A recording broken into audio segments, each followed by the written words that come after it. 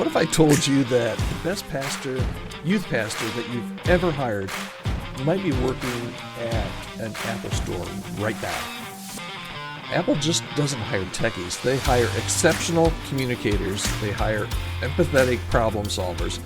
And they hire people who thrive under pressure. So why do we often hire student pastors just because they're young and fun and can throw a football?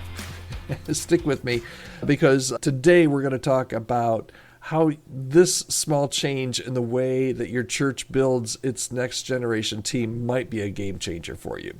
Hi there, my name is Todd Rhodes. I'm one of the co-founders over at chemistrystaffing.com, and I am your host right here on the Healthy Church Staff Podcast. All right, so what makes an Apple genius a genius, right?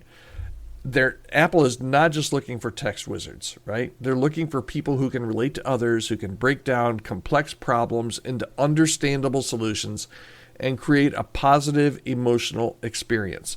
So before you ever touch a screwdriver at Apple, you're going to be trained in human interaction. They literally have empathy training. Think about it. They have empathy training before they talk anything about the expertise. Okay, so as that is our baseline, okay, let's apply that to ministry just for a second. Isn't that exactly what you want in a youth pastor?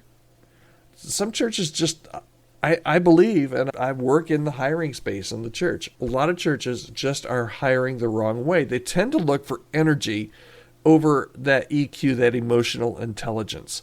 Can they connect with students? Really means, are they fun and outgoing? But if you don't have the charisma or the character or the strategy, you're going to have a really shallow youth ministry.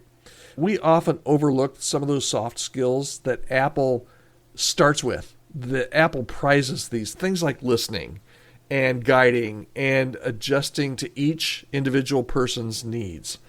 So what if we build a hiring process for youth pastors that prioritize people skills first?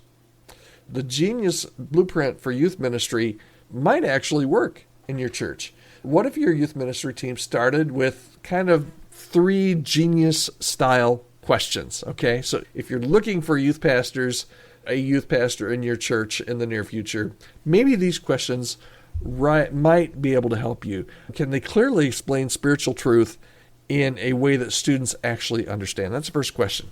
Okay, that's very much an EQ question. It's not are you going to have high energy? Are the kids going to love you? It's really a genius style question.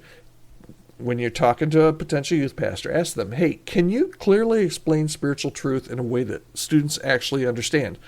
Of course, their answer is going to be, sure, I can. Then ask them how they do it. Give me an example of how you in the past have explained a spiritual truth to a specific student. I always ask when I'm talking specifically with youth pastors, I always say, tell me a little bit different style of this genius style question, all right? But tell me about a life change in a specific student that you've helped mentor. And I tell you what, if they don't have a story, there's your answer. If they have to dig really hard to find a life change story. But most of the really great youth pastors that we interview, when we ask them that story, their face kind of lights up and they instantly think sometimes they're like, wow, let me think which one I want to share here, because they actually get this and they're doing that. All right. So again, the first question is getting them to explain how they work through spiritual growth with specific students. Okay. The second question, how do they know how to listen to teens, even when they're awkward or confused or angry? Because let's just put this on the table. And I had 4 teenagers, right? And every one of them was awkward at times. They were confused at times. And sometimes they were just angry. Do they know how to listen? Does this potential youth pastor of yours, do they know how to listen to students? Okay? Particularly when the students aren't all rosy and happy. And then the last question, are they calm under pressure? Like when your middle schooler just broke the toilet in the youth room. Do they fly off the handle, or are they cool and calm under pressure? Apple evaluates candidates on these kind of principles, on these kind of emotional intelligence principles. And I tell you what, it works. If you can't hold your cool when somebody is really upset that you're not fixing their computer, if you can't do that, you're not going to last it long in an Apple Genius bar. okay? Let's stop writing these job descriptions that for youth pastors that say, hey, you got to be fun, you got to be young, you got to be willing to eat bugs for attention, those kind of things. Instead, what we really should be saying is that you need to be emotionally intelligent, you need to be coachable, and you need to be relational. And if you hire somebody just because of their energy level or their looks, you're going to be sorely disappointed when you end up with kind of a shallow ministry, or when you have to kind of reprimand your youth pastor for losing it with a student. You need to be able to train volunteers like a Genius Bar trains team members, and you need to be able to hire staff like a Genius Bar hires staff, because that's really the ministry that lasts. Okay, so practical takeaways for your church. Here, 3 simple things that your church can do this month. Okay, and I'm taking it, walking back out of the youth pastor realm here for a second. 3 simple things that your church can do this month.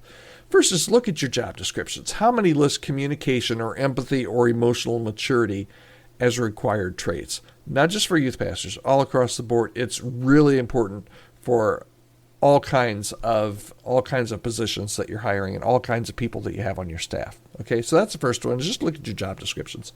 Second kind of takeaway that you could do is go, if you're close to an Apple store, go watch a Genius Bar in action. Seriously, go to an Apple store and observe, because you will see, because you've heard this podcast and kind of know how they train, you're going to pick up some of that empathy that Apple saw in this employee, hopefully, if you get a good Apple genius. And then the last thing is just take some of this information and develop better interview questions the next time that you're interviewing a candidate.